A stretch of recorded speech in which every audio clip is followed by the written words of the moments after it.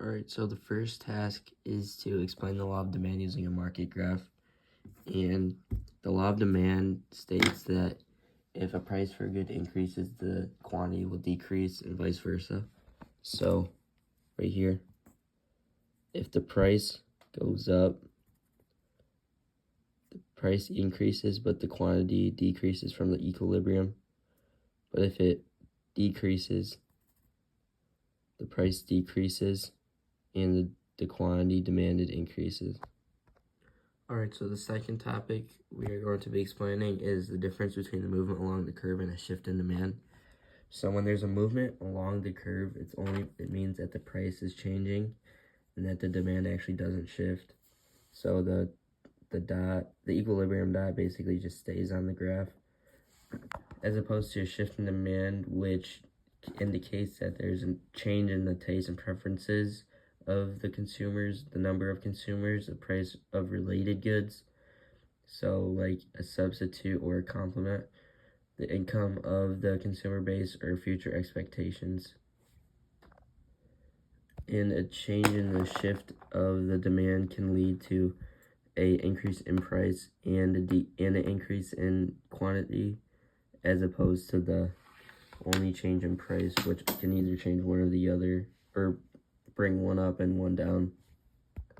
Alright, so the third topic we're going to be discussing is the difference between an increase in demand and a decrease in demand. So a increase in demand looks like this. So the price of the product is going up and the quantity is going to go up as well, as opposed to a decrease in demand, in which the price of the product is going down and the quantity of the product is also going down. A possible scenario where the demand of a product goes up is if the future expectation for the product is that the price will go up, so that they'd want to buy the product right now when it's cheaper. And a possible scenario where the demand goes down is if a price of a substitute goes down, so they'll want to buy that other substitute rather than the product in the market. Alright, so the fourth and final topic we have to go over is the 5 determinants of demand and examples with them. So, for taste and preferences, if the taste in a specific product goes up, like people want to buy it more, then the demand will go up.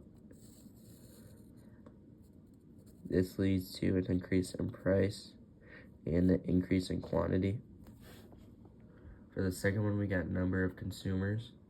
So, alright, so let's say the market for this graph is houses, and if more consumers enter the area, that means there's going to be a higher demand for houses, since more people want to buy houses. So the demand will go up and the price will increase, so will the quantity. So for the price and related goods, so basically if a product's complement, the price of a product's complement goes up, that means that price for that product will go up as well. So the demand will go down, meaning that the price will go down, as well as the quantity. Alright, so an example for income would be if the income decreases and the economy goes into a recession, then the demand for a normal good like coffee will go down as well, causing the price to decrease and the quantity to decrease as well.